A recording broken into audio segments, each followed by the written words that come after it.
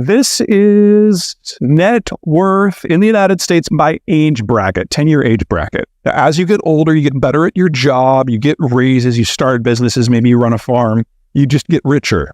But the real magic happens at age 50, because that's when your single largest expense, your last kid, leaves home and is someone else's problem. A lot of people just turn 50, huh? All right. And then with that extra money, you pay down your second biggest expense, which is typically your mortgage. And by 55, on average, that's paid down to zero. So that last decade, 55 to 64, the last decade that you're working is the wealthiest you will ever be. And the capital that you generate in that decade of your life is what drives the entire global system. It is literally where the money is. That is 70% of global private capital.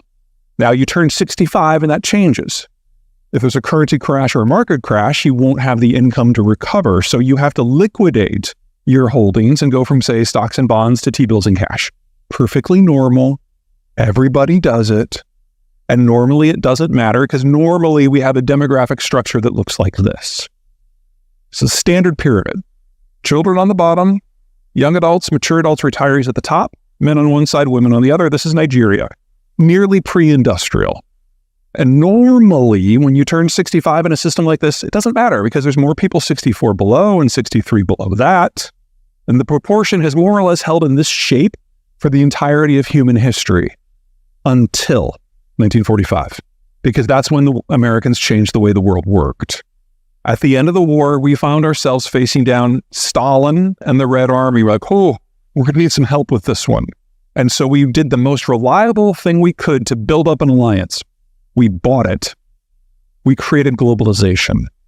We used our Navy to patrol the global ocean so that anyone could go anywhere at any time and interface in any market with any partner. And that changed the way national economics worked. Pre-1945, if you had food, oil, coal, and iron ore, you could industrialize and develop and expand. But if you lacked any of those, you were probably a colony. 1945 and globalization changed that. Now anyone can go and trade for anything, so you only need one of the four. You can trade for the others. So at different paces from different starting points, we all started down the path towards industrialization. And when you industrialize, family economics changes because you move off of the farm and into the city to take the industrial jobs. On the farm, kids are free labor. You have as many as you can. It's free is great, but in an urban condo, kids are really expensive, really loud, really annoying, really dirty habits. And adults aren't dumb, so we had fewer of them. And 70 years on, we changed from this to this. Suddenly it matters if you turn 65. Baby boomers are the largest generation we've ever had. They're retiring. In fact, in the fourth quarter of last year, we hit the midpoint. Half of them have already retired. And they've liquidated their stocks and their bonds, and they've gone into T-bills and cash, and the velocity of money has already gone into screeching reverse. We've known that this has been coming since the last baby boomer was born in 1966. Are you ready? Nobody is. That means that between January of 2021 and December of this year, the cost of capital always had to go up by at least a factor of 5 in the United States.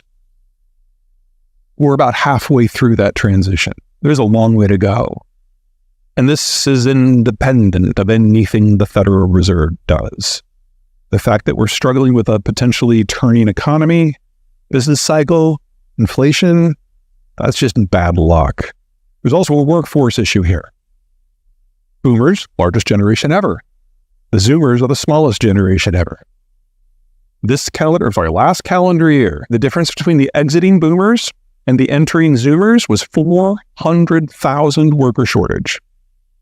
That figure will increase each and every year until 2034, when it will peak at 900,000. How do I know this? All the Zoomers are already here. We already know the precise inflow into the workforce for the next 20 years. Is that bad? Yeah. but it is so much worse. Now, those blue arrows on the U.S. one, those are pointing towards the millennials, and they are the people who will save us all. Literally just threw up in my mouth a little bit. The baby boomers are right now in their 20s and their 30s. They're at the peak of their consumption, and that consumption is driving our economy right now. If it wasn't for millennial consumption since 2007, we would have already had at least 3 recessions. In addition, in 10 years, the oldest millennials will be in their 50s. I don't know about you, but I cannot wait to see the millennials having midlife crises. But that means they're going to be entering that capital-rich period of their life, replacing the boomers as the source of capital. Gen X is just too small. And perhaps even more importantly, the millennials, late start, are finally having kids in number, which means in 20 years, their kids will start entering the labor force in numbers. All we have to do to get back to 2019 capital and labor environment is wait 10 years for finance and 20 years for labor. That's it. We just have to wait 10 years. But check out Germany. Bottom fell out of the birth rate 70 years ago. They ran out of kids 30 years ago. And this decade, that big bulge moves into mass retirement. The German economic model was always going to collapse this decade. The Ukraine war is just speeding it up. And then there's China. That is already the fastest aging workforce on record in human history. And we now know that that data is wrong. A little over a year ago, the Chinese admitted publicly that they had overcounted their population by in excess of 100 million people. With all of the missing millions, people who would have been born under the one-child system, meaning that they're all 40 and under, suggesting that these yellow bars, those yellow bars don't even exist. We don't have an economic model. Humans don't have an economic model for how that might work in the year 2030. This is China's last decade, period. I could give you a half a dozen other reasons why China's in collapse, but this is the one that is completely unavoidable. There is no policy that can be adopted by any combination of countries that can save them from this. What China has achieved since the year 2000 really is impressive. They have increased their GDP by a factor of 4 to 5 based on who's doing the math. Now, we all have heard the stories of Chinese statistics and how they're questionable, but let's assume that that 4 to 5 factor is off by 20 or 30%. That's still a really good growth story. Yeah. But it was a one-way trip. 2 problems here. Number one, it was not paid for with trade or with consumption. It was paid for with debt. And China's debt today, compared to where it was in the year 2000, is 34 times what it was. So yes, their economy may be increased by a factor of 5, but their debt is increased by a factor of 34. To put this in European terms, imagine Greece if Greece had spent 5 times as much. That's China. That's not sustainable. And that is the story of Chinese economic development. It's not exports, it's debt. So that's kind of piece 1. Piece 2, they, like Germany, had a moment in time. One of the reasons that the German economy has done so well, especially since 1990, is the birth rate fell out back in the 70s. And so by the time you got to 1990, you had a lot of people who were 20 and older and very few children. And so for the next 25 years, you had a lot of people in that 20-year-old to 45-year-old group. And eventually they aged into the 40 to the 65-year-old group. And that is where most economic activity happens. The younger group does the consuming, the older group does the production. And Germany was able to basically experience a double boom as a result. China has done the same thing. The one-child policy plus rapid urbanization gutted the younger generation. And so from 2000 until now, they've had a lot of adults and very few children. The problem we're facing now in China is that they have aged well past the point of no return. So this is the last generation that will see economic growth in China. In addition, the Chinese are now starting to grudgingly admit that they overcounted their population by in excess of 100 million people, with all of the missing millions under age 40. So China was aging very rapidly, much more rapidly than Germany, but it was still younger than Germany until the data revisions. And now it's significantly older. And this is the last decade for the German economic model because of aging, which means this is probably the last decade for the Chinese economic model as well. And while Germany focuses on quality and precision in education, China focuses on price. And that's not viable. They've already seen the cost of their labor go up by a factor of, I believe we're up to 16 now since the year 2000. They're no longer the low-cost provider. And with the labor basically dying on its feet, they never can be. They didn't get skilled enough to even attempt the sort of challenge that's in front of Germany. And that, of course, assumes that the Americans decide to try to help, which I find unlikely. The Chinese Navy is short range. They can't project more than about 1,500 kilometers from the coast, and even that assumes it's not wartime. If the ships actually have to dodge and weave, it's less than half that range. That's enough for Taiwan. It's not enough for anything else. And if there was a military conflict, a number of countries with naval assets, the Philippines, Vietnam, India, Australia, the United States, would be able to shut off the trade and energy arteries that allow China to be a modern industrialized power, with electricity. So shutting China down in a war scenario is really easy. And Xi knew all this a few years ago. But in the last few years, he has so purged the system that no one's telling him anything. So it's entirely possible that he's now believing the propaganda that a Taiwan war could be encapsulated, that no one will intervene, that it'll be easy, and that the rest of the world will just suck it up and move on. Our experience with Ukraine is that none of that is true, but it is possible in a propaganda world that maybe he does believe it. I find it unlikely that he has descended into idiotic narcissism with that speed. But this isn't Putin. Putin still has an inner circle. We still bug his phone and read his faxes. Xi has no one. And you can't bug someone's brain.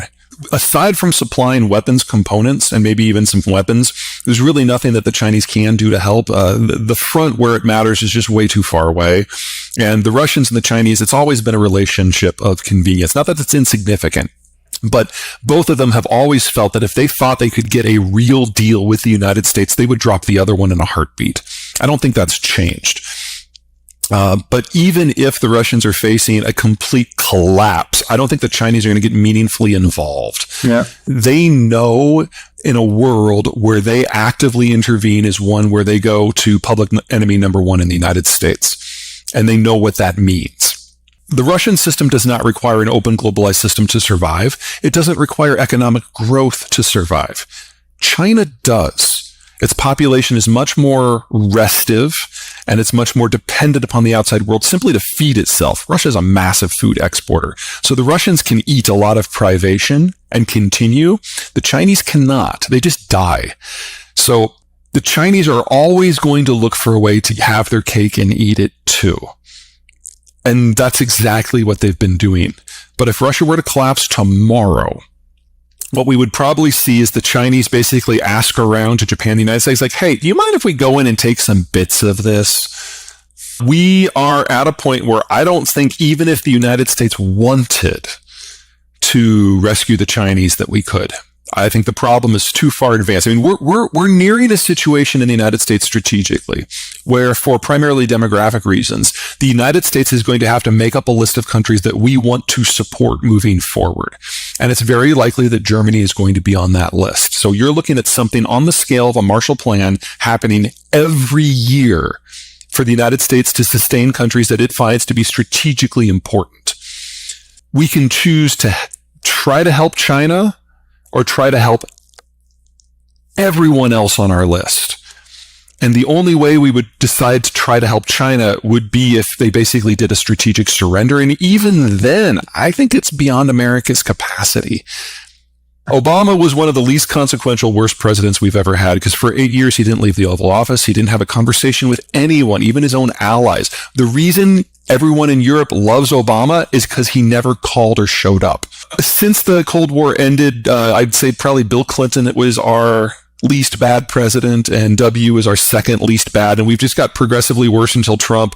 Biden is probably in the same quality level of George W. Bush overall, I'd say, which, is not great, but he's better than the last two. The reason I think he's a shoo-in is Donald Trump is a great campaigner within the American right, and he will absolutely be the nominee. There is no one who can challenge him because there are so many people who are his staunch supporters who will vote for him in the primaries, no matter who else is in and no matter what Donald Trump does. So he's a lock to be the candidate. So is Biden. Biden is an incumbent president. They're not going to let Bernie Sanders run as a Democrat again, and the Democratic Party has already closed ranks to prevent a primary fight from even happening.